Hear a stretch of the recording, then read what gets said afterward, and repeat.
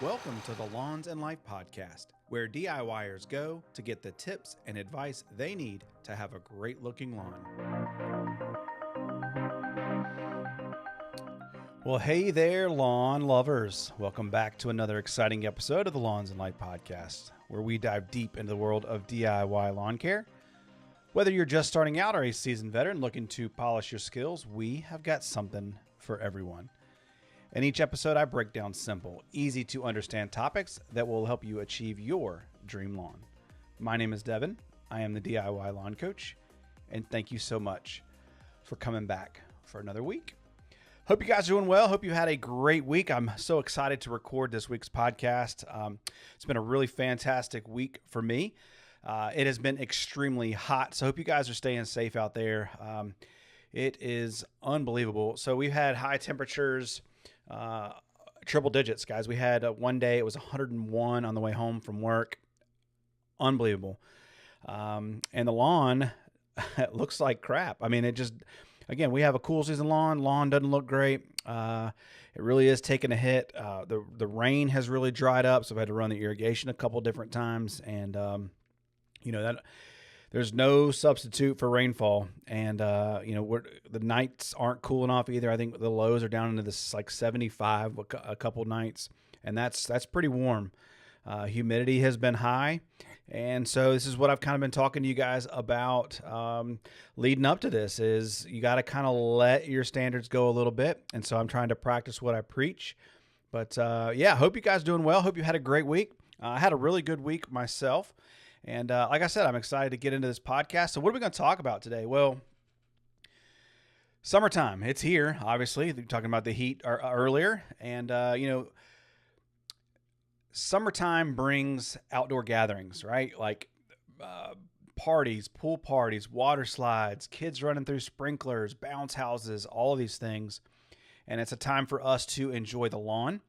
And we have the 4th of July coming up. So I want to wish you guys a happy Independence Day. Hope you guys have fun with friends and family, grilling hot dogs, hamburgers. It's going to be a great weekend. Being that the 4th of July is on a Friday this week, it's going to be awesome. It's going to be a long weekend, lots of partying, lots of hanging out, lots of lawn stuff. But, there are some strategies and things that I want to talk you guys through, because when the party is over, like when all the guests leave and the bounce houses come down and the sprinklers get put away, the water slides and sprinklers all get put away, like, what do we do? Like, how do we recover the lawn and get it back to where where it was before you had all that foot traffic and had all those things going on in the lawn? So I want to talk about just some things that you can do maybe leading up to that. I think the timing is perfect for this podcast. So if you have friends coming over maybe for the 4th and you're going to be grilling out, people are going to be hanging out on the lawn, that's okay. I'm going to talk to you about some strategy things that you can do now to be ready, and then what do you need to do afterwards. So again, happy 4th of July. I hope you guys enjoy the podcast, but as we always do, we have to do this week's mindful moment. It can be hard to slow down and notice things in a busy world. Mindful moments is where we pause for a moment to reflect on the here and now. After all, life is happening now. We simply need to take time to notice. These small yet profound experiences remind us that life is not about the destination, but the journey we take to get there. So guys, this week's mindful moment is kind of a proud dad moment that I want to share with you guys. So I'm going to tell you a little bit of story, about what's going on with me. So you guys know I've got a 16-year-old son, and it kind of leads me into my proud dad moment that I want to share with you. So he's driving now. He's got his driver's license. He's got his own vehicle, which we are really blessed that he's actually a pretty good driver. If I'm being honest, don't tell him because I don't want him to know that. But he's a great kid. For the most part, a 16-year-old, as much as a 16-year-old can be, he's a very responsible kid. But just to tell you about my proud dad moment. So my son plays basketball, and he had a basketball tournament last weekend for the high school. They go off and they compete against some other high schools in the area. But he also had a youth beach trip planned that same weekend towards the tail end. So I think he left for his beach trip on Monday, was supposed to come back on Saturday, but the basketball tournament was Friday, Saturday, and Sunday. So he's in a little bit of a predicament. So does he, how do we get him from, the beach trip, which was almost a 5.5 hour drive away, to then getting to that basketball tournament in time? So we were kind of thinking as parents, like, how do we make this happen? And wife and I were going back and forth, and we're like, hey, I have to work. So honey, would you drive down to the beach, go get him, bring him back, which would end up being 11 hours in the car for my wife. So we really didn't like that idea, because that's a lot to ask. Or does he just miss one? Does he not get to go to the youth beach trip, which is an awesome thing that my church does for the high school youth? It's fantastic. I wish I got to do that as a kid, but or does he miss the basketball tournament, right? So he has to make a choice. So my wife and I were talking about it one night, and I said, hey, honey, why don't we let him drive down to the beach? He's 16. And then my heart started fluttering, and I'm like, I cannot believe I just said that. I'm about to let my son, 16-year-old son, drive 5.5 hours two states away, because this is in Georgia. So we drive through South Carolina into Georgia, 5.5 hours away to a beach trip. Now, granted, it's a youth beach trip for church and all that good stuff, but then he'd have to drive back by himself. And again, my heart started kind of fluttering a little bit, like, am I going to be okay? Is he going to be okay? That's a long way to go for a 16-year-old. My wife and I really talked about it, and we made the decision that we were going to let him do that. And it's hard. That's a long way for your parents to let a 16-year-old go. But he did it. He followed the van down there to Georgia, to the beach, which was not the problem. But on the way back, he ended up calling me about 2 hours into the trip. He said, Dad, my tire pressure light has come on. And you just, as a parent, you get that sinking feeling like, oh my gosh, he's 4 hours away. He's 16. I taught him how to change a tire, but does he remember how to do that? This was on a Friday, I believe he came back, and it was kind of later in the evening.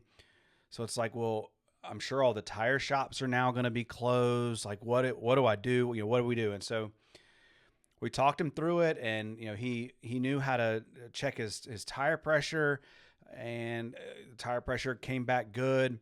And then he got a little bit further down the road, and the tire pressure light came back on again. And so just the proud dad moment was that he was incredibly patient, resilient, calm, did a great job. He got back safe, with the whole tire pressure thing. He knew how to handle it. As a parent, my wife and I, we lay in bed sometimes just talking about parenting, and especially when my kids were younger, we always wondered, like, is what we're doing right? Like, do we know what we're doing? Are we making the right decisions? Are we raising our kids the way that we want them to be raised? And part of my proud dad moment that makes up this mindful moment this week is just like, yeah, I'm not perfect, but I'm definitely doing something right to be able to let a 16-year-old go and do that, and trust him, and allow him to give him that space and allow him to do it. And it will only make him better. And it proved not only to him that he can do it, it also proved to his parents that he can do it. And that's really important. So yeah, I'm glad he made it back. He was able to go to the basketball tournament, played really well, had a great time at the youth trip, had a great time at basketball. It all worked out. I'm incredibly proud of him and how he handled it. And it just again reiterates and proves to us, to my wife and I, that we as parents are doing something right. I think so many young parents, you wonder, like, am I making the right decision? If you're listening to this and you've got young kids, my advice to you would be just trust your gut. Don't worry about what the outside world says. Trust your gut. Trust your parental intuition. And I promise that'll work out for you. Just let your North Star be your guiding light. And that's really what my wife and I have done to raise our kids. And again, I'm so proud as a dad that he handled it the way he did, and that's just this week's Mindful Moment. So leave me a comment down below if you've got a story kind of like that you want to share. I'd love to hear from you. But I hope you enjoyed this week's.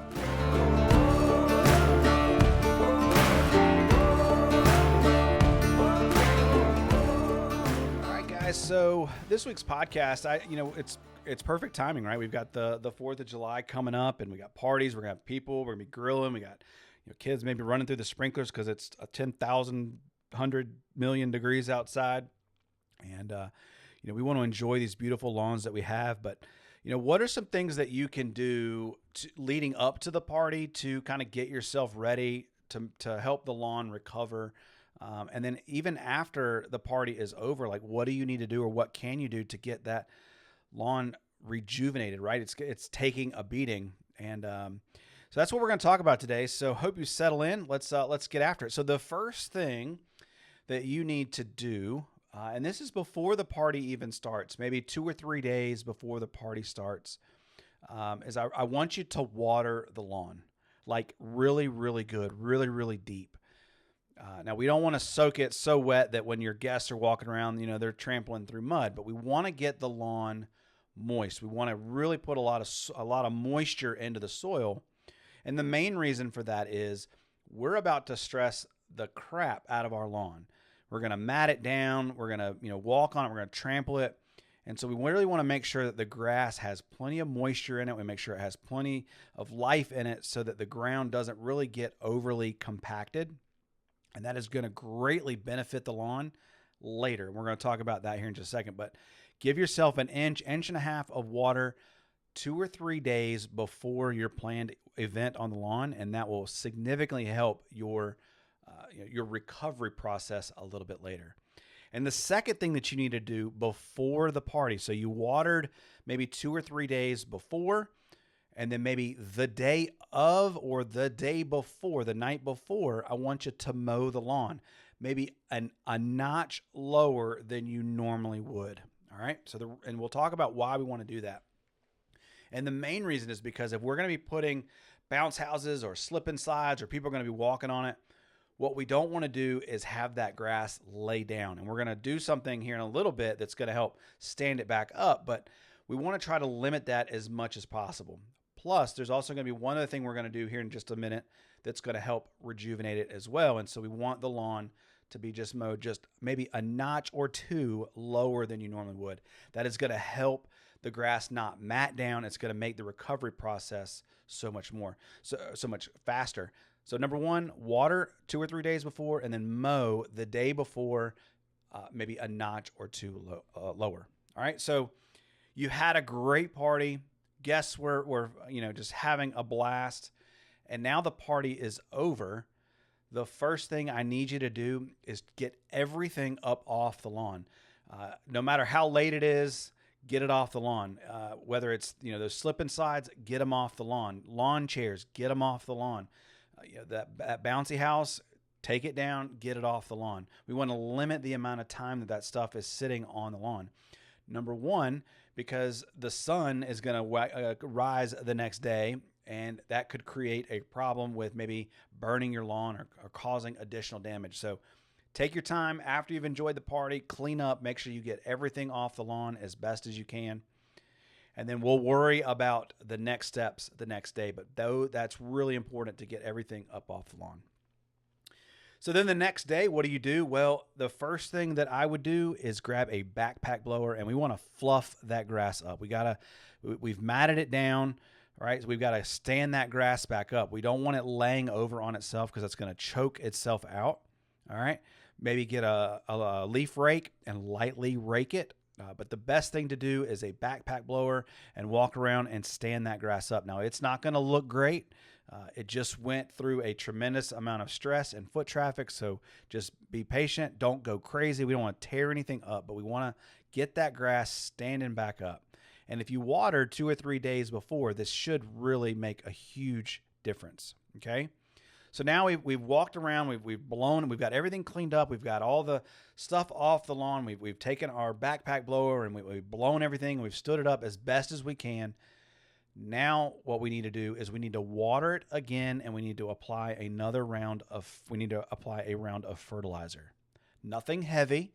We just want a little bit of food. And that's kind of why I wanted you to mow maybe a notch or two lower, is because now we've got to give that sick, damaged grass some food to be able to repair itself. And so we're going to do that by feeding it and giving it water, the two things that it is going to love. Okay. And so we're going to give it a nice liquid fertilizer is probably best here, because we really want to get it quickly in the system. We don't want anything heavy. Okay. It was just a nice light application of liquid fertilizer. Give it some food, get it growing, get it repairing, and then we want to water that in. Okay. We want to get that water back in that soil, because again, we've stressed it out so much. Okay, so now if you have a really bad situation and you really damaged the lawn, what I would suggest doing would probably be taking maybe some aerate or even one of those hand pluggers and poking some holes to really relieve that compaction, depending on how bad your situation was. But we really want to get water driven down deep. We want to relieve some of that compaction and get that grass some life, get it watered, get it growing, get it going again. Okay. Now I wouldn't go full scale aeration and all that stuff, because it is still very hot depending on the time of year.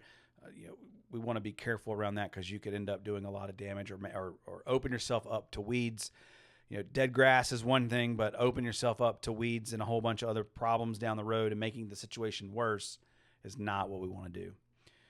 And then from there, right, like we just want to water. You're going to pump the water to it, okay? We've really got to stimulate the growth.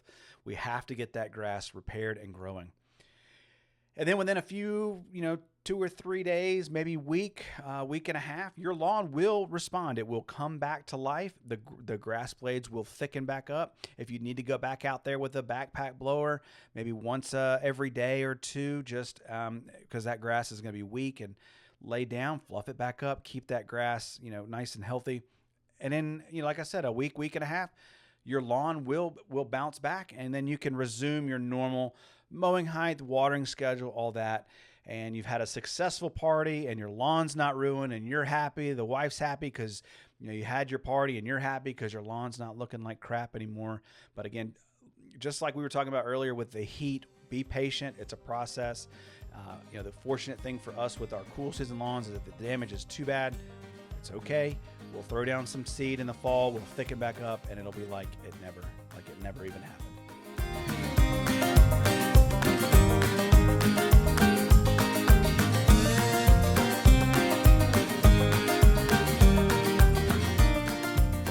All right, guys. So that just about does it for today's podcast. Hope you guys enjoyed those tips. Those are the exact tips that I follow whenever I'm having some friends over. This year for the 4th of July, we're going to go out over to a friend's house.